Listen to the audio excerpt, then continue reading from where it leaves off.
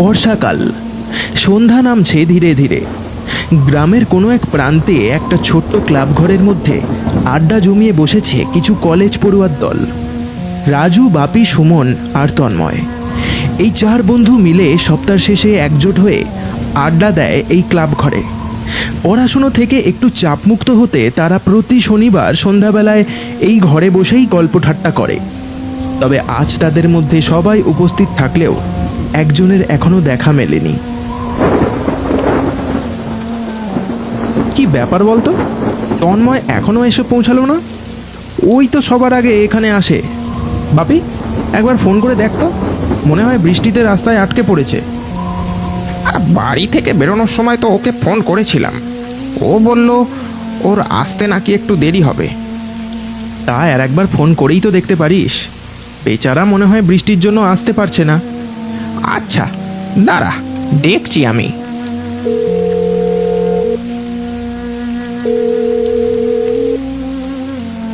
বাপি প্রায় 2 থেকে 3 বার তন্ময়কে ফোন করলো, কিন্তু কোনোভাবেই কোনো উত্তর মিলল না। প্রতিবারই ফোনটা বেজে বেজে কেটে গেল। কিরে, কি হলো?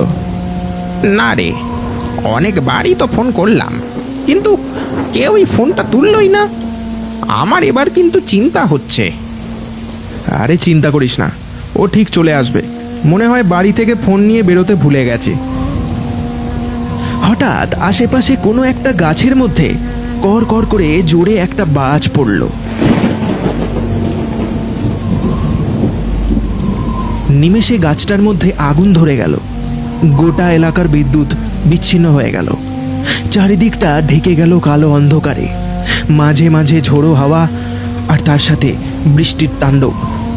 যেন প্রকৃতি কোনো বিপদের সংকেত দিতে শুরু করেছে এবার। এই যা, আজ আর মনে হয় কারেন্ট আসবে না। বাজটা আশেপাশেই কোথাও একটা পড়েছে। দূর, পুরো মুডটাই খারাপ হয়ে গেল। ওই তন্ময়টাও আজ এলো না, আর এদিকে কারেন্টটাও চলে গেল। এখন এই অন্ধকারে বসে বসে মশার কামড় খাওয়া ছাড়া আর কোনোই কাজ নেই।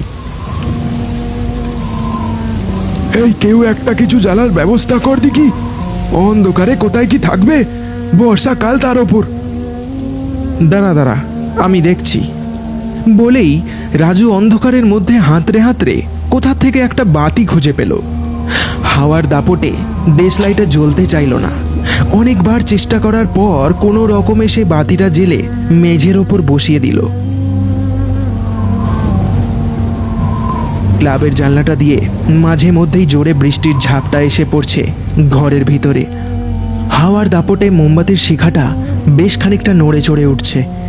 এই হয়তো নিভে যাবে। রাজু মোমবাতির শিখার সামনে হাত আড়াল দিয়ে সেটাকে হাওয়ার দাপট থেকে বাঁচাচ্ছে। এমন সময় ক্লাবের দরজায় কটা টোকা পড়ল।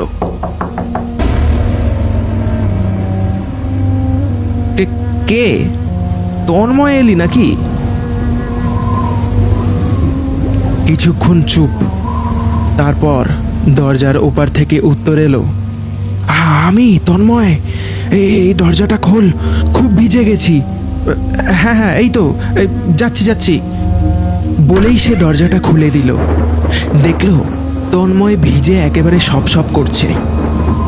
অন্ধকারের চোটে মুখটা একটু আবছা দেখা যাচ্ছে। তখনও বাইরে বেশ ভালোই বৃষ্টি হয়ে চলেছে। কি অবস্থা, এই দেখো কাণ্ড। আয় আয়, ভিতরে আয়। রাজু তন্ময়কে ভিতরে ডেকে নিল। তারপর একটা গামছা তাকে মোছার জন্য দিল। থাক, এটা লাগবে না। কি আশ্চর্য, লাগবে না মানে? তুই তো একেবারে ভিজে সপ সপ করছিস। না মুছলে যে এবার ঠান্ডা লেগে জ্বর আসবে। তন্ময় আবারও কিছুক্ষণ চুপ করে থাকলো। কোনো উত্তর দিল না সে। বাতির আলোটা টিমটিম করে জ্বলছিল। হাওয়ার দাপটে সেটাও ধপ করে নিভে গেল। ওহো, এই বাপি, জানলাটা দিয়ে দে তো, বারবার বাতিটা নিভে যাচ্ছে। এই বলে রাজু আবারও একটা দেশলাই জ্বালাতে যাবে, এমন সময় একটা অদ্ভুত কথা বলল তন্ময়। থাক না, আবার কি দরকার বাতি জ্বালার? এই তো ভালোই তো আলো আছে ঘরের মধ্যে। সবাই তার কথা শুনে অবাক ছাড়া আর কিছুই হলো না।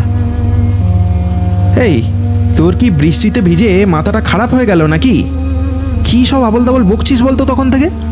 ঘরের মধ্যে তুই আলো কোথায় দেখতে পাচ্ছিস? এটা বলে রাজু বাতিটা আবারও জ্বেলে দিল। এবার আর কিছু হলো না। রাজুর কথা মতো বাপি জানলাটা বন্ধ করে দিয়েছে। ঘরের মধ্যে এবার একটু হলেও আলো ছড়িয়েছে। হ্যাঁ, এবার বল দেখি, এই তোর কি হয়েছে? তখন থেকে ভুলভাল কথা বলে যাচ্ছিস। আর এত বৃষ্টিতে তুই ছিলি কোথায়? শুধু শুধু ভিজে ভিজে আসতে গেলি কেন আবার? আমি তোদের কাছে না এসে থাকতে পারলাম না। ভাবলাম যাবার আগে শেষবারের মতো তোদের সাথে দেখা করে যাই। ও, এবার বুঝেছি, তোর বাবার ব্যবসাটা ধরবি তাই তো? তাই তুই ব্যাঙ্গালোর চলে যাচ্ছিস। তাও ভালো, তোর একটা হিল্লা হয়ে গেল। ও, এই জন্য সেই থেকে এসে এই তোর মনটা খারাপ, তাই না? হ্যাঁ, আরে এত মন খারাপ করিস না। এই চিন্তা নেই, আমরা ঠিক তোর সাথে বছরে একবার হলেও দেখা করে আসবো। হ্যাঁ, কিন্তু ভাই একটা কথা বলছি, ওখানে গিয়ে আমাদের আবার ভুলে ঠুলে যাস না। বাপির কথাটা শুনে তন্ময় তার দিকে তাকালো, যেন সে কিছু না বলেই তাকে অনেক কিছু বুঝিয়ে দিতে চাইছে। কি রে, কি হলো? ওরম করে তাকিয়ে আছিস কেন? দূরে আবারও কড়কড় করে কোথাও একটা বাজ পড়ল। এবার তন্ময় তাদের এমন কিছু বলল যেটা শুনে সবার মাথাটা যেন ঘুরে যেতে শুরু করলো।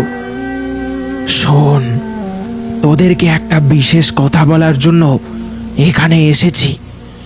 পুকুরের পাশের ওই পূর্ব দিকের বটগাছটার নিচে আমার কিছু জিনিস পড়ে আছে।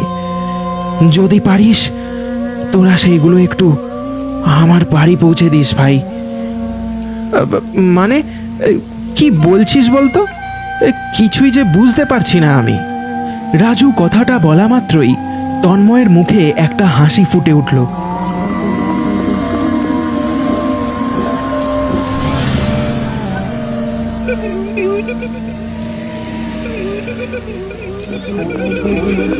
বিশাল একটা গালচেরা হাসি হেসে উঠল সে। তার চোখের মণিগুলো এখন ক্রমশ ছোট হয়েছে। তার শরীর দিয়ে কেমন যেন এক প্রকারের ধোঁয়া বেরিয়ে চলেছে। বিভৎসতার মুখটা সবাই দেখে যেন ভয়ে জমে যেতে লাগলো। কেউ ভাবতেও পারেনি যে আজ তাদের সাথে এমন কোনো ঘটনা ঘটবে।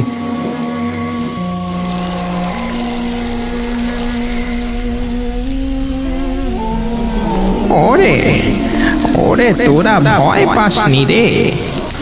আমি তোদের কাছেই আসছিলাম। রাস্তা দিয়ে আসার সময় বৃষ্টিটা খুব জোরে শুরু হলো। তাই আমি ওই বটগাছটার তলায় দাঁড়িয়ে বৃষ্টি থামার অপেক্ষা করছিলাম।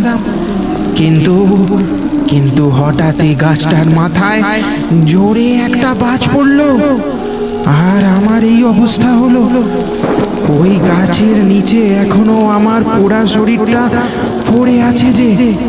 পারলে পারলে ওটা আমার বাড়ি পৌঁছে দিস। আমার এই শেষ অনুরোধটুকু রাখিস। আজকের পর থেকে তোদের সাথে আমার আর দেখা হবে না যে। আর হ্যাঁ, এই দুর্যোগে কোনোদিন তোরা বাড়ির বাইরে বেরোবি না, না হলে আমার মতো অবস্থা হবে তোদেরও। বাড়ি থেকে আমাকে বেরোতে বারণ করেছিল, কিন্তু কিন্তু আমি শুনিনি। বিদায় বন্ধুরা, এবার আমি চলি। বলেই তন্ময়ের ছায়ামূর্তিটা আস্তে আস্তে হাওয়ায় অদৃশ্য হয়ে গেল। তারপর কিভাবে যেন ঝপ করে কারেন্টটাও চলে এলো, যেন তন্ময় যেতে যেতে আলোটা ফিরিয়ে দিয়ে গেল। সবাই আর বেশিক্ষণ বসে থাকলো না, হুড়মুড় করে দৌড়ে সোজা গিয়ে দাঁড়ালো ওই বটগাছের নিচে।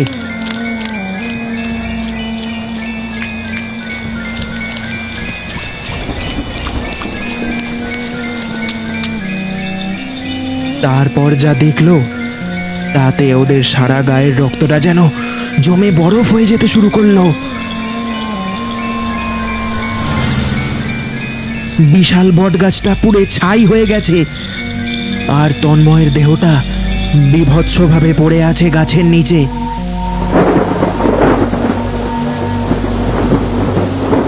সারা শরীরটা পুড়ে ছাল চামড়া উঠে গেছে, চোখগুলো বাইরে ঠেলে বেরিয়ে এসেছে, মুখটা হাঁ করা।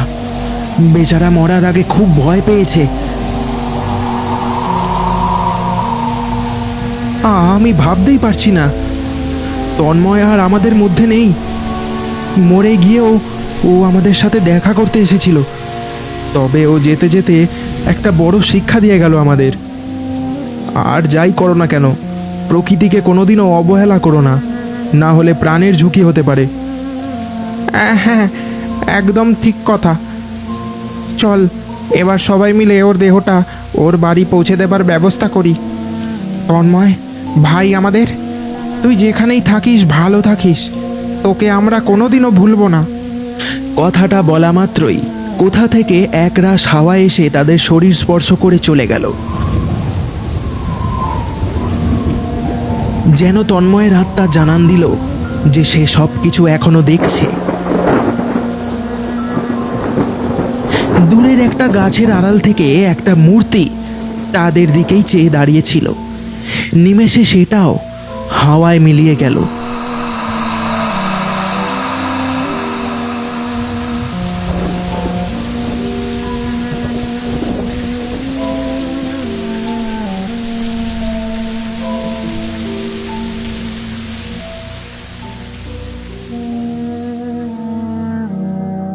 এইরকম ভিডিও পেতে আমাদের ইউটিউব চ্যানেলটি সাবস্ক্রাইব করুন। ধন্যবাদ।